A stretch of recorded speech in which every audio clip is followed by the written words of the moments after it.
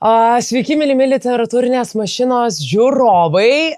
9 laida, 9 epizodas, 9 skaičius, 9 apvertų 6, bet iš esmės labai gera, kad su Mantautu vėl galiu sveikintis. Labas, Mantautai. Labas, tėva. Kaip sekasi? Gerai. Gerai. Man irgi sekasi gerai, nes labai džiaugiuosi, kad vėl susitikom. Džiaugiuosi, kad išlipom į Zoom in my room, žinai, iš to viso. Jo. Studijų visai kitaip. Visai kitaip. Ir gaunasi ir pokalbiai įdomesni, ir man atrodo, išliekamoji vertė ir mums patiems po 10 metų, tai šis bus kosmosas. Sakysim, kaip gerai atrodėm, kaip protingai šnekėjom. Gerai, Mantautai, prie esmės, net nežinau, nuo ko čia pradėti, gal nuo to, apie ką šiandien kalbam. Kas čia per... Oi, šiandien vėl sugrįžtam iš spalvingos ir egzotiškos Latino Amerikos į lietingą Europą. Gerai, taip. Jo, ir šiandien pakalbėsime apie prancūzų egzistencializmo grandą Žaną Polį Sartrą. Wow. Merci beaucoup. Gerai, ir kodėl, Mantautai, iš visų begalybių, kiek tu ten persiskaitęs ir savo, kaip sakau, galvoju, turi milijoną stalčių, kodėl pasirinkai būtent šį džentelmeną? Mes kaip visada teigiam, kad mūsų laidos yra išskirtinės, renkamės išskirtinius autorius. Tai Sartras, aš sakyčiau, vienas iš išskirtiniausių, kokį mes turėjom. Jisai buvo ne tik rašytojas, jisai buvo ir dramaturgas, ir filosofas, ir esėjistas, ir jis jau buvo, sakykim taip, susilaukė šlovės gyvam esant, jisai, sakykim taip, jau buvo mitologinė būtybė, dar būdamas gyvas. Čia išskirtinis atvejis, nes jau pagal jo knygas buvo statomi filmai. Pagal jo knygas, tiksliau ne pagal jo knygas, o jis buvo net pats tapęs knygų garsių rašytojų personažų. Prašau. Jo. Prašau. Tai išskirtinė asmenybė. Tai išskirtinė asmenybė. Įsivaizduokit, jeigu jisai buvo talentingas tiek daug sričių, paimkim, pavyzdžiui, žmogų, kuris būtų tik tai talentingas rašytojas. Ir jeigu jis turėtų tiek pat talento, kiek Sartras, jis jau būtų įžymybė. O Sartras ir dramaturgas, ir rašytojas, ir filosofas, ir visur talentas. Stop. O tai viename. Kur gyvenimas? Jis žmogus turėjo gyvenimą? Jo. Ar tik darbas ir galiu ir ten, ir toks visų galų meistras? Jis turėjo gyvenimą, kuris buvo toks labai kontroversiškas, apie jį mes irgi pakalbėsim kaip tik, ne? Pirmiausia, gal tiksliau apie jo gyvenimą, bet dar užbėgant už akių pasakau, kad jis buvo iš tikrųjų jau, sakykim taip, tokia didelė figūra, kad jis darė įtaką savo laikmečio rašytojams, savo laikmečio filosofams. Taip. Mes kalbam apie 20 amžių. Jo, mes kalbam apie 20 amžių ir Prancūzijai, aš sakyčiau, tokio rango ir tokios žymybės žmogus, jis aplenkė net, sakykim, tai pop kultūros žvaigždės savo žymumu. Intelektualas, kad aplenktų pop kultūros žvaigždės, tai čia, sakyčiau, yra aktorės, pavyzdžiui. Tai buvo unikalus atvejis. Gal ne tik protingas, bet ir labai gražus vyras. Dėl grožio galima pasiginčyti, kaip visada. Taip, skonis draugų neturi. Taip, skonis draugų neturi, bet, vien tik toks faktas, pavyzdžiui, kad į jo laidotuvės susirinko... Vien moterys. Buvo daug moterų, bet buvo ir vyrų.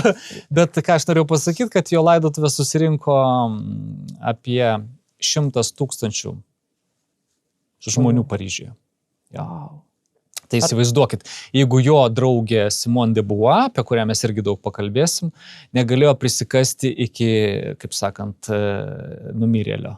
Wow. Tai tokia žmonių jūra. Tokia žmonių jūra. Jūs galite, jeigu norite, ar mūsų žiūrovai gali pasižiūrėti internete ir video, yra ir nuotraukos iš malūnsparnio nufotografuota, kad visos Paryžiaus gatvės užpildytos žmonėm. Wow. Per jo laidotuvės. Tai įsivaizduokit, kokio masto tai žmogus. Tokie įvaizdžiai reprezentuoja, koks jisai buvo didelis rašytojas, didelė asmenybė, kuris darė įtaką ypač kairiųjų pažiūrų jaunimui.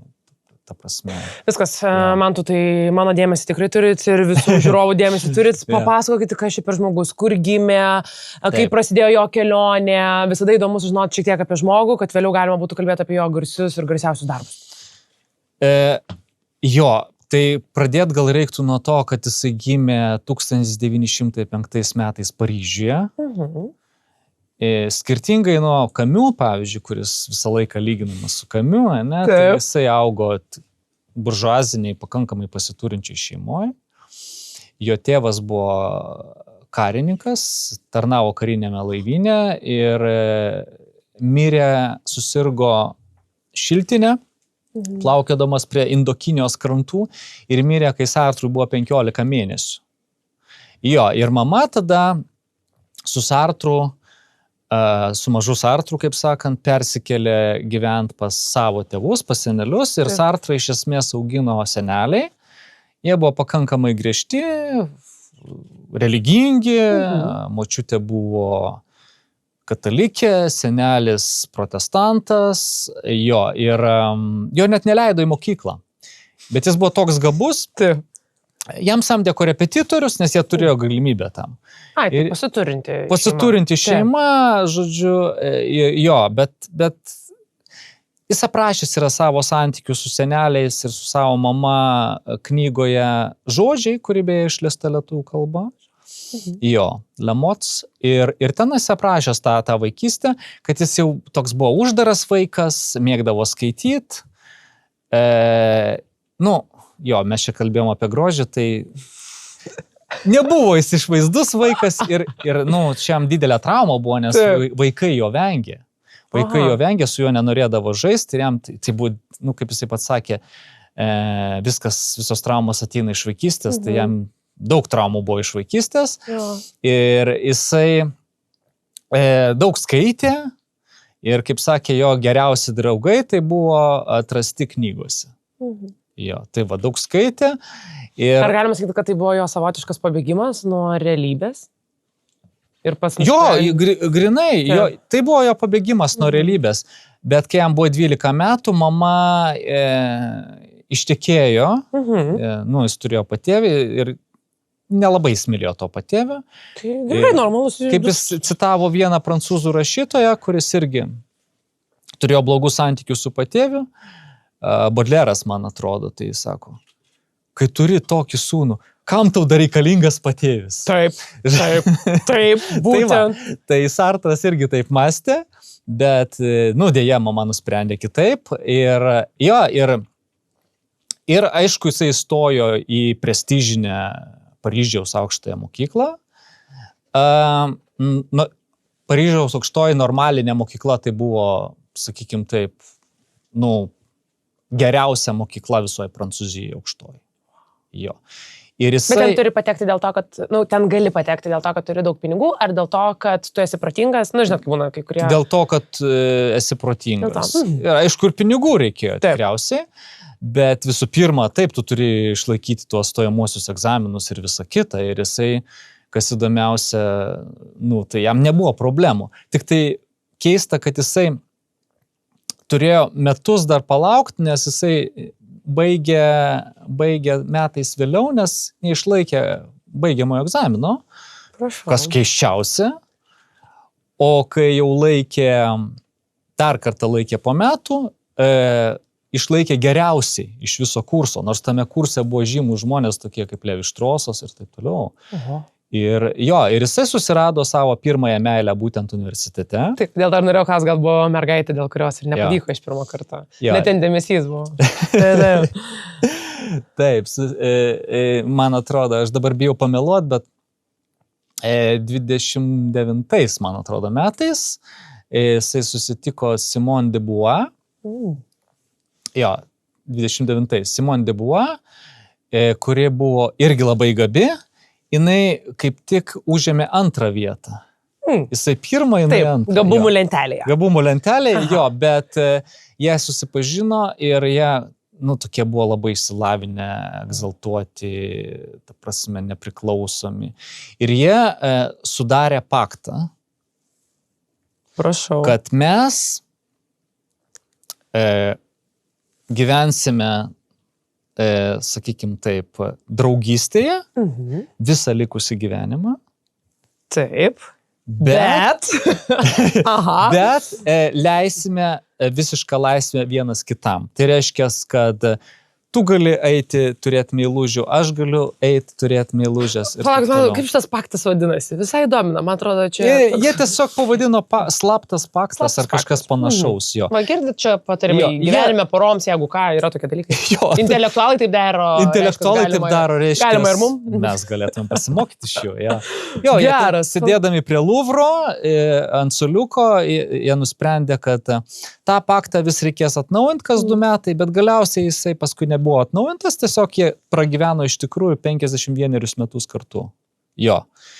Tai va, kur yra paslaptis ilgų santykių. Paktas. Jo, važiuoji prie Luvros, genialios mintis, atsigeri vyno ir pasirašai. Ok, supratau. Nu va, gera idėja mūsų klausytojams. Taip. Ir žiūrovams. Tai va, tai sudarė tą paktą, bet ir iš tikrųjų dar tam pakte buvo nurodyta, kad aš nežinau, ar tas paktas buvo raštu parašytas ar žodžiu, bet ten buvo pasakyta, kad mes vienas nuo kito nieko neslepiam. Tai yra, jeigu tu eini ten pas kitą merginą ar pas kitą vaikiną, tu viską man pasakoji su detalėm, ką tu ten veikiai, ką tu ten darėjai. Nieko, jokių paslapčių vienas nuo kito. Ir jo, čia tokia, sakykim taip, jie vedė tokį eksperimentinį gyvenimą. Aš kažkur net skaičiau, kad čia pirmoji tokia moderni pora. Nes Prancūzijoje, nebuvo visiškai tabu eiti į kairę, bet Prancūzijoje visiškai buvo tabu pasakot, kad einu į kairę ir ką darau, ir to didžiuojasi. Ir to didžiuojasi dar. Jo, ten kaip rašė vienas toks piktas autobiografas, kuris, nemėgo nei Sartro, nei Simone de Beauvoir, kad jie ten vos nesu sadistiniam detalėm aprašinėjo savo tos seksualinius nuotykius vienas kitam. Taip. Kai rašė laiškus, pavyzdžiui, vienas kitam. Bet tai čia gera medžiaga, vis tiek tu kaupi, man atrodo, paskui ateities kūriniam gali panaudoti ir iš asmeninio gyvenimo. Tai taip. Žodžių, kad... Simone de Beauvoir savo biografiją daug rašė, jie buvo atviri, tiesą pasakius, ir Simone rašė daug, ir pavyzdžiui, jau mano minėta Sartro knyga Le Mots, žodžiai, jis ten savo vaikystę detaliai aprašo, kaip jo santykiai su seneliais ten, kaip jis nemėgo patėvo ten ir taip toliau. Ta prasme, be pagražinimų, viską labai atvirai. Tai va, ir dabar kodėl jie taip elgėsi? Visų pirma, tai plaukia iš jų pasaulėžiūros. Juk egzistencializmas, aišku, jis prasidėjo daug seniau jau, Kierkegoras laikomas pradininku, ne? Egzistencializmas teigia, kad individas yra svarbiausia. Ne pasaulis, ne? O mano individualus pasaulis. Nes filosofai dažniausiai mąsto apie pasaulį, apie daiktus, bet užmiršta save. Kad visų pirma, taigi, o kas mąsto apie tą pasaulį ir apie daiktus? Taigi kažkokia sąmonė, individuali sąmonė. Ir reikia atsisukti į save, ne? Ir kad individo egzistencija, individo būtis yra atspirties taškas. Nes individas mirtingas, ne? Individas, kitaip sakant, daro pasirinkimus ir taip toliau. Individas tas, kuris tyrinėja tą patį pasaulį. Ir tas, kuris palieka istoriją, jeigu nepasakytų niekas nieko, mes nieko nežinotume. Taip. Aha. Tai Sartre ir Simone de Beauvoir beje buvo viena garsiausių, tuo metu jinai buvo garsiausia feministė. Tai va. Dar čia tas momentas, nes Sartras lyg ir norėjo vedybų, bet Simone de Beauvoir sakė, ne, jokių vedybų. Mes gyvensim visiškai laisvai, nesurišti, nes vedybos jau simbolizuoja tokią buržuazinę šeimą, savininkišką, nes jau tada tu man priklausai, o aš tau priklausau. Faktas. O jų manimų, jie net neturėjo ten kažkokių didelių namų, man atrodo, jie ten nuomodavo ar gyvendavo viešbučiuose, kad negyvent tokio buržuazinio kapitalistinio savininkiško gyvenimo. Tai jie dėl to atsisakė santuokos, kad neinstitucionalizuot savo tų santykių. Ne? Neperleist santykių, neperleist savo meilės valstybei. Ne? Tai va, ir... Tai drąsų žmonės. Taip. Tiek tu eini prieš sistemą. Taip. Ypač tais laikais, tai tu iš viso, čia nežinau. Tai mes dar pakalbėsim apie tą atsakomybės klausimą Sartro filosofiją, bet dar pasiliekant prie biografijos, tai dabar, Ieva, nebus viskas taip rožėmis klota. Prasideda. No. Jo. Kodėl? Todėl, kad, visų pirma, Sartras, aš nežinau, ten vieni aiškina sunkia vaikystę, kiti aiškina dar kitais aspektais, bet Sartras buvo toksai, mes jau ir kalbėjom, intravertas ir toksai gal savim nepasitikinti žmogus, bet Simone de Beauvoir irgi ten pakankamai turėjo neblogą vaikystę, tiesą pasakius, ir jinai, netgi yra sakius, kad iki Sartro jinai net vyro nėra pabučiavusi lūpas. Kas, tiesą pasakius, greičiausiai netiesa. Nes jinai jau turėjo santykius su vienu studentu. Aha. Jo. Wow. Taip. O kiek, atviršiau, jiem buvo metų, kai jie susitiko? Jie susitiko 29, o Sartras gimė 1905. Aha. Tai čia labai jauni, čia 24 gal, kažkur tai. Taip, jo. Supratau. Jo, tai jai gal irgi panašiai ten buvo kažkiek tai. Tai jie buvo pakankamai jauni ir kas ištiko? Ištiko visų pirma, toks laikmetis buvo labai sunkus, nes Prancūzija buvo okupuota nacistinės Vokietijos. Ir Prancūzijoje buvo Vichy režimas. Vichy režimas tai toks prancūzai, kurie kolaboravo su naciais. Tai toks švelnus režimas, prancūziškas, taip. Bet, fašistinis vis tiek, ne? Su prieskoniu. Jo, su prieskoniu fašistiniu. Ir Trumpas, atsiprašau, Trumpas. Žmogus, kuris yra visur, logiška, mes gyvename tokiam pasauliu, kuris yra visur. Pasauliu, kad Sartras tampa Trumpu. Taip. Jo, tai Sartras turėjo irgi kažkokią meilužę ir Simone de Beauvoir labai išgyveno dėl to, irgi, jau Vichy režimo metu. Taip. Ir galiausiai Sartras pateko į kalėjimą, jis buvo pasodintas į kalėjimą, jį sulaikė tiesiog, nes jisai norėjo tarnauti prancūzų armijai ir kažkaip ten jį pagavo ten, žodžiu. Ir jį pasodino į kalėjimą. Ir jis kalėjime jau pradėjo rašyti savo fundamentalų veikalą Būtis ir niekis. Kalėjime. Jo. Skaitė Heideggerį ten. Tai, kalėjimas nebuvo toks, kad kalėjimas griežto režimo. Tu galėjai rašyti, skaityti. Tai jis 9 mėnesius prasidėjo ten. Jis buvo dar išvežtas į Vokietiją, paskui vėl Prancūziją. Galiausiai jiems pavyko pabėgti iš kalėjimo, bet ten nieko pikantiško. Tiesiog jis pasakė, kad jam problemos su akim, kas ir iš tikrųjų buvo. Nes visą gyvenimą turėjo dėlės problemos su akim. Matom, su akinukais sėdi. Jo, ir ten vieną akimis praktiškai nematė, jinai buvo negyva. Jo, nuo vaikystės jinai tokia buvo visiškai. Tai jeigu pamatysit nuotraukas iš priekio, tai jinai ten taip, atrodo taip baisokai. Šiek tiek siaubo filmas. Jo. Tai jisai ten pasakė, ta prasme, jam reikėjo susitikti su gydytojais ir jį ten išleido. Ir jis išvyko į Paryžių ir nebegrįžo į tą kalėjimą tiesiog. O kam? Slapstėsi į Paryžių ten kažkaip. Štai, dar vienas planas, jei gyvenime ateina kalėjimas. Jo, o Simone, jinai, kaip sakau, turėjo santykių su tuo studentu, kai dar studijavo universitete, o paskui, kai jau susitiko su Sartru, ir kai baigė universitetą, tą prestižinį, Paryžiaus prestižinį universitetą, tai jinai gavo licenciją dėstyti licėjuje, filosofiją ten, man atrodo. Taip. Ir jinai išvyko ten įvairiuose miestuose dėstė, man atrodo, Marselyje, Lyone, Paryžiuje. Sartras dėstė Havre mieste, toksai nedidelis miestelis. Tai jie abudu tokie dėstytojai. Jo, jisai gavo irgi licenciją, abudu dėstė. Ir abudu dėstė filosofiją? Jo, abudu dėstė filosofiją, psichologiją, ten tokius dalykus, žodžiu, humanitarinius.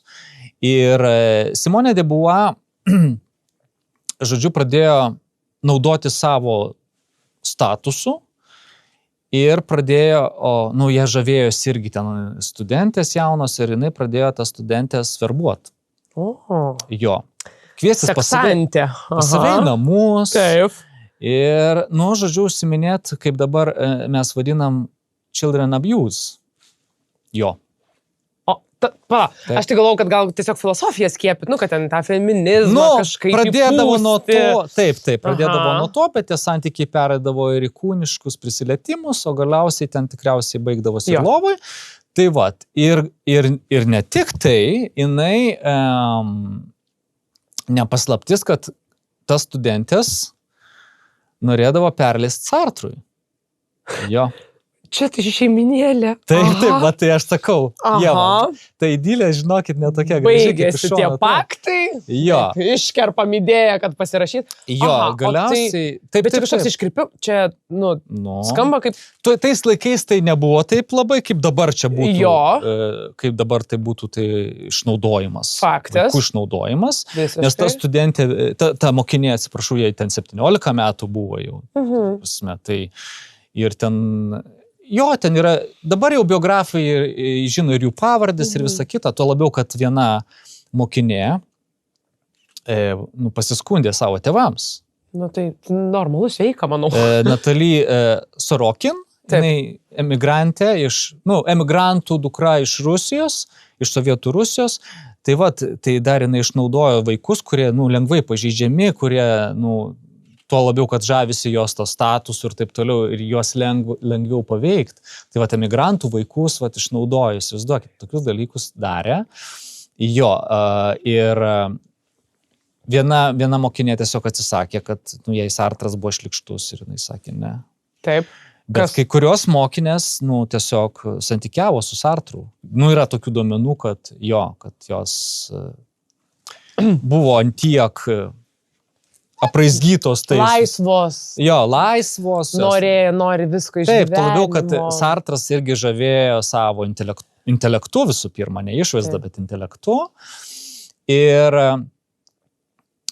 Natalie Sorokin, viena iš mokinių, pasiskundė tėvams, o tada dar, kaip sakau, buvo Vichy režimas nacistinis. Ir padavė pareiškimą į policiją, man atrodo, ten buvo svarstymas ir kai buvo iškviesta ta mokinė, jinai ten neigė viską. Kas įdomiausia, jos tėvas irgi sakė, kad viskas čia tvarkoj, bet motina sakė, ne, čia netvarkoj. Ir Simoniai buvo atimta licencija dėstyti licėjuose Prancūzijos. Jo, buvo atimta licencija dėstyti licėjuose ir kai jau baigėsi Antras pasaulinis karas, kai Paryžius buvo ir Prancūzija buvo išvaduota iš fašistinio režimo, jai buvo sugrąžinta ta licencija. Taip. Nes čia intelektualė, tai taip toliau. Gal netyčia. Jo, gal čia netyčia, gal čia, čia platoniški santykiai. Faktas. Ir galiausiai, bet jinai jau nebegrįžo į dėstymą, nes jinai užsiėmė jau filosofiją, rašymą ir tiesiog jinai nebegrįžo prie dėstymo. Jinai galėjo dėstyti, gavo licenciją, bet jinai nebegrįžo prie dėstymo. Sartras irgi jau toksai tapo didelis intelektualas ir irgi nutolo nuo to dėstymo. Tai jie dėstė iš esmės iki, man atrodo, ten kažkur tai tame tarpe iki 5 gal metų. Bet paskui... ne visą savo gyvenimą. Ne. Kai tik tai baigė universitetą. Wow. Tai jo. Ta prasme, nuo aukščiausių Everesto viršūnių sutraiškiai dabar, man. Tai aš sutraiškiau visiškai Ievą. Visiškai sutraiškiai. Bet tai nepaneigė jų talentų ir visa kita. Bet jie nebuvo tokie žmonės, kaip žmonės įsivaizduoja. Kad čia tokie intelektualai, tokie... Nuostabus, be klaidų, be nuodėmių. Tokie moraliniai autoritetai, tai tikrai ne. Tikrai ne. Wow. Aišku, čia vieni biografai juos vienai pateikia, kiti kitaip, bet yra ir tos detalės, čia yra faktai, sakau, tas pareiškimas Sorokin mamos buvo tiesiog tai faktas. Apie tai buvo net straipsniai rašomi. Gerai, pakalbėkime apie kažką gražaus, apie kūrybą. Galim apie kūrybą. Žmonės... Javutė, dar sekundėlę, dar truputį apie meilužės ir tada apie kūrybą. Aha. O jie turėjo vaikų? Ne. Jie irgi atsisakė vaikų, dėl to, kad netitiko jų laisvės dvasios. Tai jau visiškai... Taip. Bet turėjo ir normalius santykius, turėjo normalius meilužius, pavyzdžiui. Simone de Beauvoir, jinai su paskaitom, man atrodo, 30 kažkelintais metais išvykus buvo į ar 48, kai jai buvo jau 39 metai, jinai buvo išvykus į Čikagą su paskaitomis ir ten susirado jau tokį žymų rašytoją, kuris jai turėjo aprodyti Čikagą tenai ir taip toliau. Visi mes žinome, kaip baigėsi aprodymai. Jo, tai tas žymus rašytojas. Nelsonas jo vardas buvo Algrenas ir jisai buvo visiškas antipodas Sartrui. Žumėgo boksą, pokerį ir ją patraukė toksai. Jo, tokia priešingybė. Vyriškas vyras. Jo. Kur kvapas skamba. Taip. Ir jisai ten aprodė naktinę Čikagą, ten visą kitą, žodžiu. Nu ir aišku. Ir atsitiko meilė. Čia dabar nenoriu nuskambėti. Ne. Čia bus labai. Negalima. Ne, čia jau dabar. Įmeta ir tada sako, ne. Nu gerai. Bus labai baisu dabar. Gerai. Mes iškirpsim šitą dar. Gerai, bet pasakyk, matotai. Aš kažkur skaičiau, kad pirmą Simonė de Beauvoir patyrė su Nelsonu. Nu tai normalu. Su visą pagarbą šiam džentelmenui. Gerai, bet mes iškirpsim. Tai va. Aišku, įdomiausia, bet gerai. Ne, bet jinai apie tai irgi, tai reiškia, savo kūryboje tikriausiai rašė, kažkaip kalbėjo apie tai. Kažkaip kalbėjo tikriausiai. Jo, kalbėjo. Ir Nelsonas buvo labai nepatenkintas, kad jis buvo išviešintas. O, prašau. Jo, kad jų santykiai buvo, sako, aš nenoriu būti viešas, viešai aptarinėjamas žmogus, kad viešai skelbiamas žmogus, aš nenorėčiau. Bet kaip tik čia, man atrodo, vyrai toks, tu gali tokį kaip medalį pasikabinti. Ne visi taip nori, ta prasme, ne visi taip nori. Jis buvo rašytojas, toks respektabilus, o čia, žodžiu. Kita kalba tariant, normalus žmogus, palyginus su mūsų dvieje, su šita porelė. Su šio Adams šimnė. Saldžiaja porelė šitą. Toks Bonnie ir Clydas man jie būtų. Taip. Gerai. O tai ir jinai tenai pabuvus grįžo. Bet jinai antiek įsimylėjo tai kad jinai skraidydavo į Čikagą ir skraidydavo iki kažkur, kaip sakau, jie susitiko 39 gal kažkur ten, ne? Aš dabar jau nepasakysiu. Ne. Kelintais aš 8, man atrodo, susitiko. Čia tų metų, žinot, tiek daug, kad jie, man atrodo, ir 50-ais jie jau nebesusitikinėjo, bet susirašinėjo dar ilgai. Man atrodo, yra net publikuoti Simone de Beauvoir laiškai jam. Prašau. Ta prasme, anglų kalba galima susirasti jos laiškus, yra publikuota kaip knyga. Tai va, tai ten tie santykiai paskui jau buvo tokie laiškais, bet iš pradžių jie buvo susitikę gyvai ir jo. Nuo fizikos perėjom į dalykiškumą. Taip. Nuo praktikos į teoriją. Nuo fizikos perėjom į dalykiškumą. Gerai. Tai va, bet jisai dar padovanojo jai tokį, tas Nelsonas padovanojo žiedą, su kuriuo jinai paskui jau iki gyvenimo galo nesiskyrė. Taip, jinai visą laiką jį nešiojo. Jinai visą laiką jį nešiojo. Tai čia meilė. Ir buvo palaidota su to žiedu, o buvo palaidota bendrame kape su Sartru. O ką jisai tai? Aš suprantu, kad mes kalbame apie intelektualius žmonės, apie apsiskaičius filosofus, kur čia viską galima pateisinti. Bet yra kažkoks žmogiškumas. Kiekvienam vyrui grįžta tavo moteris, kad ir kokią tu paktą turi ir nešioja kažkokį žiedą. Ir čia normalu, ta prasme, tu sėdi namie. Ir dar turi meilužius, apie kuriuos pasakoju. Jo, ir viskas fainai. Taip, tai iš tikrųjų nebuvo faina ir man teko irgi skaityti įvairių tekstų biografinių, kur rašoma, kad jų santykiai iš tikrųjų buvo labai toksiški, nes pavydas vis tiek prasimuša. Taip, tai yra normalu, visi mes žmonės.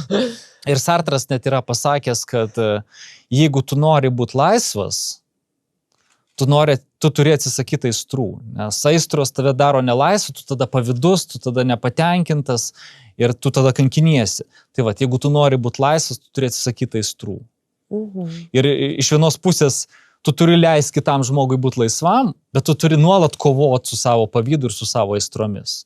Ir Sartras, kaip ir Simonė, greičiausiai visą gyvenimą su to kovojo.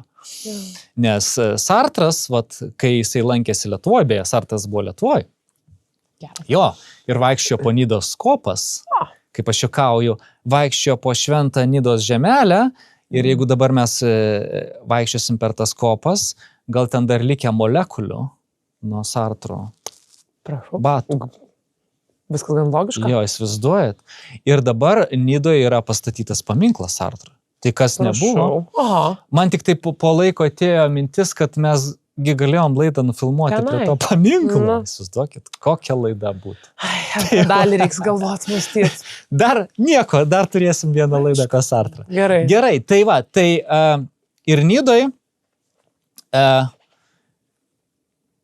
kai atvyko į Nidą, jie atvyko beje su Simone de Beauvoir.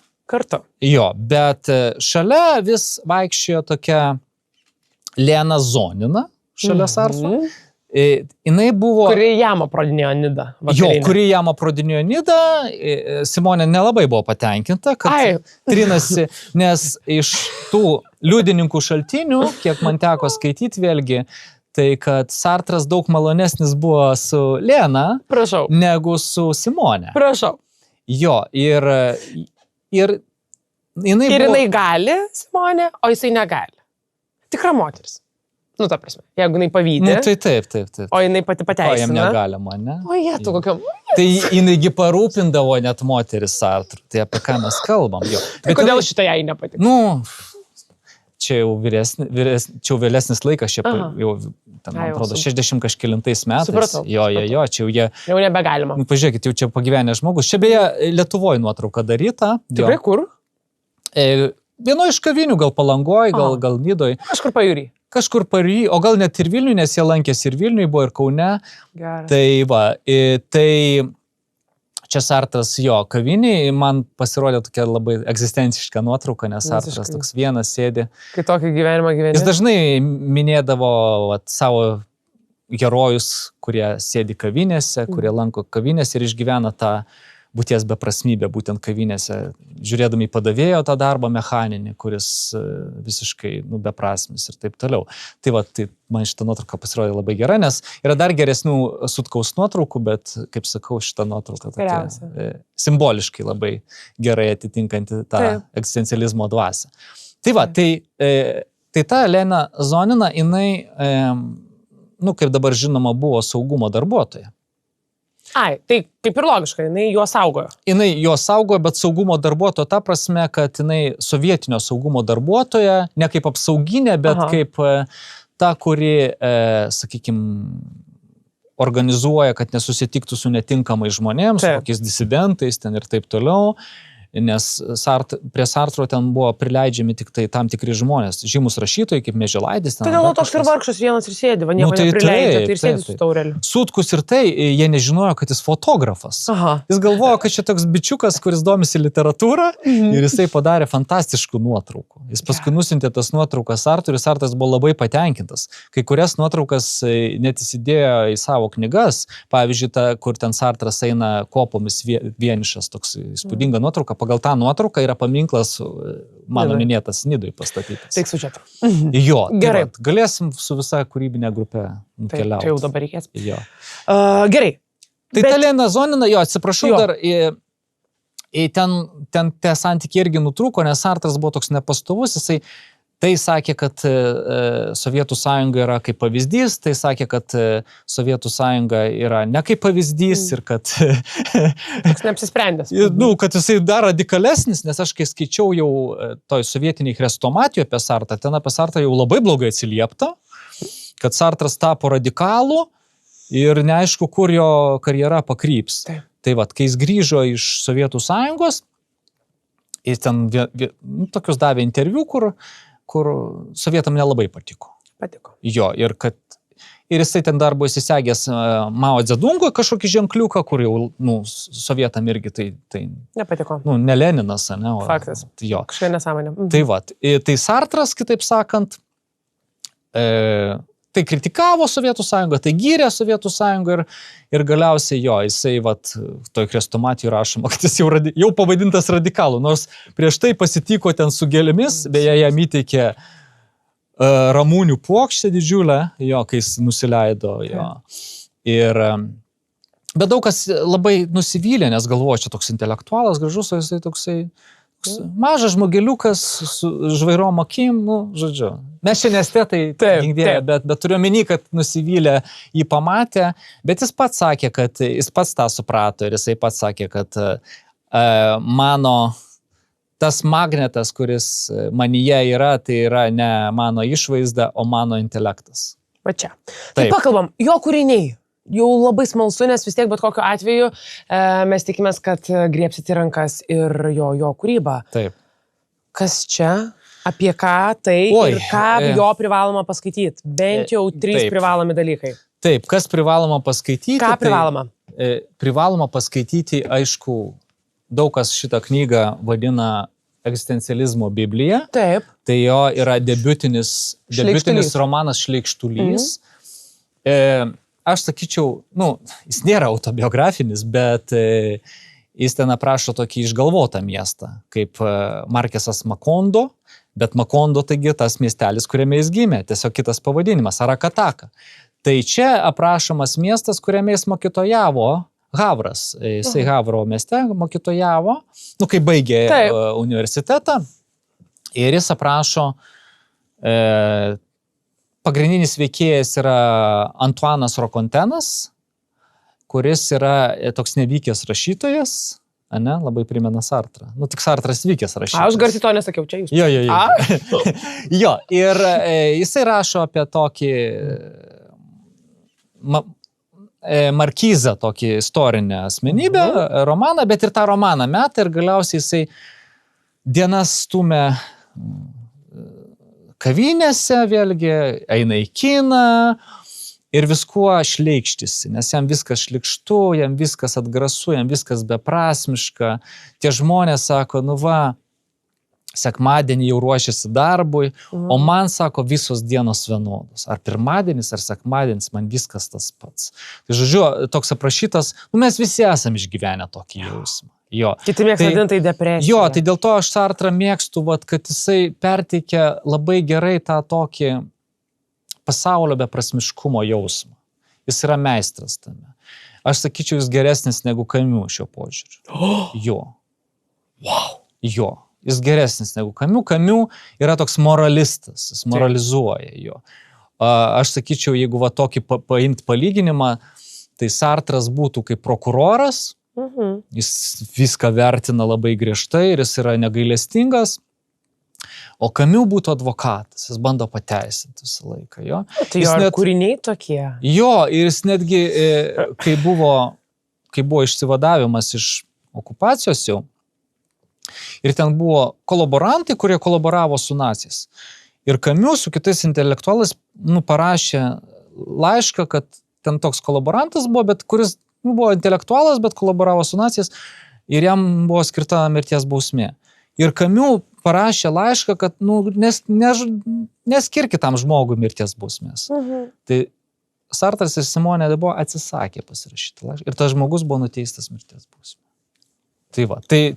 Matai, iš karto aišku, kuo skiriasi šios dvies. Jo, radikaliai skiriasi, bet kaip sakau, jis labai talentingas buvo rašytojas ir labai talentingas filosofas. Aš sakyčiau, jisai sugebėjo suderinti tokius sakykim taip, labai sudėtingą filosofinį žargoną. Pavyzdžiui, Būtis ir niekis yra labai sudėtingai parašyta filosofinė knyga.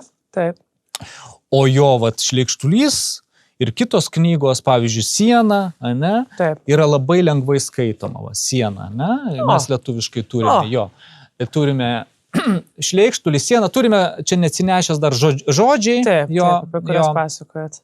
Jo, biografinė jo knyga. Taip. Beje, žodžiai yra dedikuoti poniai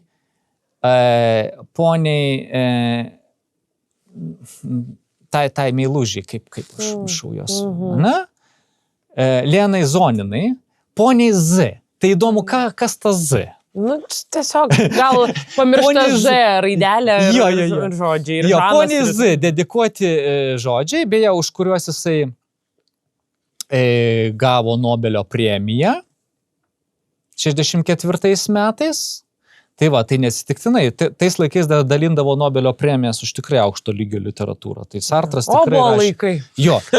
tikrai rašė aukšto lygio literatūrą ir Sartras atsisakė Nobelio premijos. Vėlgi dėl tos pačios priežasties, kad jis nenori susieti save su kažkokia institucija. Čia dėl to jo požiūrio. Dėl tos laisvės, kad aš nenoriu niekam priklausyti, jokiom grupėm. jokiom institucijom ir taip toliau ir panašiai. Tai va, bet grįžtant prie Šleikštulio ir prie kitų jo romanų, tai kokia pagrindinė jo idėja? Žodžiu, kad pasaulis yra svetimas žmogui. Svetimas. Taip. Vėl Camus prieskonis. Mes, pavyzdžiui, bandom tą pasaulį mums padaryti tokį malonų, šiltą, bet nieks nesigauna. Nes, jeigu mes geriau pasigilinsim, pavyzdžiui, kėdės šitos mūsų, ne? Jos patogios. Visai taip, jo. Bet pati kėdė net nežino, kad jinai yra patogi.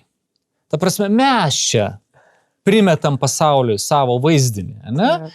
Arba, pavyzdžiui, kad daiktai yra šalti, daiktai yra abejingi mūsų emocijom, ne? Mūsų išgyvenimam, mūsų nelaimėm. Įsivaizduokit, pavyzdžiui, plaukia inžinerijos stebuklas, mokslo stebuklas, Titanikas. Ne? Ir tenai yra ir turtingi žmonės, ir vargšai, ir tas Titanikas. Ir žiurkių yra, ir tas Titanikas atsimuša į ledkalnį. Kam labiau skauda? Titaniko ir ledkalnį. Taip, bet turiu omeny, ir ten, ir ledkalnis, galima sakyti, yra žudikas, jis nužudo labai daug žmonių, bet Titanikui nusispjaut, ar tu turtingas, ar tu vargšas, ar tu Einšteinas, ar tu Leonardo DiCaprio. Iš karto širdies paėjo. Taip, suprantama. Titanikui yra visiškai tas pats. Jis abejingas mūsų kančioms. Ir visas pasaulis yra abejingas mūsų kančioms. Ir dėl to mes išgyvenam absurdą ir Šleikštulį. Ir dėl to tas pagrindinis veikėjas šlykštisi tuo pasauliu, nes pasaulis jam neatsako. Nei blogai, nei gerai, jis tiesiog neatsako. Pasaulis yra abejingas žmogaus. Ne? Žmogaus bet kaip liūna, būčiai. kad mes susikūrėm, žinai, ir tą kėdę, ir Titaniką, mesgi sukūrėm. Mes juos sukūrėm. Ir tie žmonės neapsisprendė. Mes juos sukūrėm ir bandom susikurti tą pasaulį, kaip Čechovas kalbėjo apie žmogų futliarę, kad žmogus kaip užsidaro futliarę, bet kaip Sartras pasakytų, nuo ko saugo mus tas futliaras. Mus saugo tas futliaras nuo baisios minties, kad mes susidursim su niekiu, tai yra su mirtim. Ir mūsų nebus. Dėl to mums reikia prisikurti visokių iliuzijų, vizijų, teorijų ir taip toliau ir panašiai. Ir mes juose gyvenam dėl to, kad jeigu tas futliaras praplyš, tenai mes išvysime niekį, tai yra savo mirtį. Mes suvoksim tą faktą, mes negalim jo priimti. Mes, pavyzdžiui, aš galiu pasakyti, mes visi mirsim, mes net juokėmės, nes mes iki galo to nepriimame. Jeigu mes iki galo to priimtume, mes išprotėtumėm, nuo šitos minties. Tai mes kažkaip galvom, kiti mirs, mes gal kažkaip nemirsim, ir taip toliau. Bet gal sveika irti, žinai, per tą gyvenimą. Aš labai juokiuosi, kad mirtis nuėmus M raidę ir lieka irtis. Tai tu ir riesi link to kažko. Arba bus tas ledkalnis anksčiau, arba vėliau. Taip, tik tai tas Sartro veikėjai išgyvena tą labai stipriai, ir dėl to ta proza yra tokia įspūdinga. Taip ir vadinasi, egzistencinė proza. Egzistencinė proza, ir Sartras buvo meistras tame. Ta prasme, bet dar grįžtant prie Nobelio premijos, tai Sartras atsisakė Nobelio premijos 64 metais. Atsiminkim dar vieną dalyką, tuo metu vyko Vietnamo karas. Ir Sartro čia dar viena idėja labai svarbi apie atsakomybę, kad mes turim būti atsakingi. Tai reiškia atsakingi ne tik už save, bet ir už kitus. Taip. Ir čia jis norėjo parodyti, kad kai vyksta karas Vietname, mes ne tik tai tie, kurie kariauja, yra atsakingi, bet atsakingi ir mes, kurie, pavyzdžiui, nesustabdėm to karo. Mes švenčiam, o kiti miršta. Mes ten imam tas premijas ir taip toliau, o kiti miršta, nes atsakomybės klausimas Sartro filosofija yra labai svarbus. Tu visada gyvenime turi daryti pasirinkimą. Ir tu turi tą pasirinkimą daryti labai atsakingai, nes tavo pasirinkimas nulems ir kitų žmonių likimus. Tu renkiesi ne vakupe, tu renkiesi visuomenėje. Pavyzdžiui, jeigu aš pasirenku vesti merginą, aš darau savo pasirinkimų spaudimą tiem, kurie nenori vesti, kurie nori gyventi nesantokui, nes aš savo pasirinkimu sustiprinu santokos institutą. Taip, tokiu būdu. Logiška. Reiškia, kai aš renkuosi ne tik už save, bet ir už kitą žmogų. Ir kiekvienas mano pasirinkimas yra pasirinkimas ne tik už save, bet ir už kitą žmogų. Dėl to mes turim rinktis atsakingai ir atsakomybės klausimas visai kitaip suskamba, negu, pavyzdžiui, mes įsivaizduojam atsakomybę. Mes įsivaizduojam atsakomybę, tai yra laikymasis įstatymų, pavyzdžiui. Arba Sartro manimu, tai yra neatsakomybė, nes aš deleguoju savo veiksmus, ar tai įstatymam, ar tai valstybei, ar tai Dievui, ar tai bažnyčiai. Čia kaip nusimžinai atsakomybę, kažkokią naštą. Taip, čia būtent Sartas. Čia ne aš kalbu. Taip.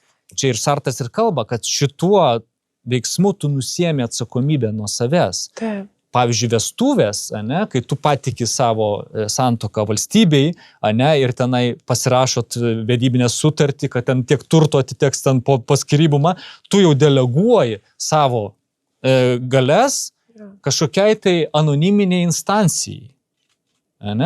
Ir dėl to tu nesi laisvas ir tu nesi atsakingas. Tu esi atsakingas tik tai tada, kai tu prisiemi pats, kai tu prisėmė atsakomybę už savo veiksmus ir mes negalime nesirinkti. Pasaulyje mes visada turim rinktis. Aš labai tikiuosi, kad literatūros mašinos žiūrovas irgi pasirinks paspausti ant tos 9 mes tikimės laidelės. Žiūrovo atsakomybės. Jo, geras. Mes tikime žiūrovo atsakomybės. Tai dar kalbant apie tą atsakomybę, kad žmogus neturi galimybės nesirinktis, visada renkasi. Pavyzdžiui, mes galėjom rinktis šiandien gulėti lovai, bet mes pasirinkom čia ateiti. Ir tokiu būdu mes sukuriam dabartį. Tai reiškia, čia labai skirtingai mes įsivaizduojam, pavyzdžiui, laiko sampratą. Čia, aišku, didelė Heideggerio įtaka, nes Sartras studijavo ne tik Prancūzijoje, dar jis studijavo Berlyne. Ir studijavo ir buvo susitikęs su Heideggeriu, studijavo Heideggerį, Husserlį ir taip toliau. Tai dar noriu susijęti su Heideggerio filosofija, nes Heideggeris kalbėjo apie, kad mes visada mąstom į priekį. Kai jūs atsikeliat iš lovos, jūs šukuojatės, jūs einat į dušą, jūsgi mąstot, kad eisit į miestą ir norit gerai atrodyti. Ar turinę mašiną filmuosim, reikia taip. Tai visą laiką, tai čia kokia idėja, kad ne praeitis mus kūrė. Mus kūrė ateities projektai. Kokį mes projektą pasirinksim, tokie ir mes būsim. Pavyzdžiui, jeigu jūs įstojat studijuoti teisę, po 4 metų jūs būsite teisininkai.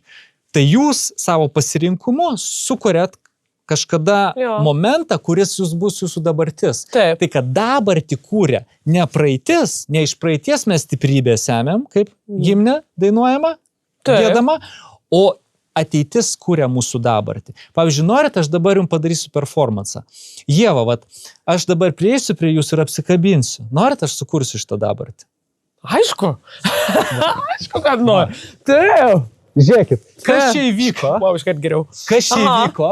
Aš pagalvojau, kad ateityje aš apsikabinsiu Ievą ir aš apsikabinau Ievą ir tai tapo dabartimi. Tai yra viskas lygiai taip pat su bet kuriuo mūsų veiksmu. Tik apie tai mes nemastom. Man atrodo, mums taip gaunasi natūraliai. Taip gaunasi natūraliai, bet iš tikrųjų mes visada, vokiečiai turi tokį terminą, Unfurf, kad mes užmetam visada žvilgsnį į priekį.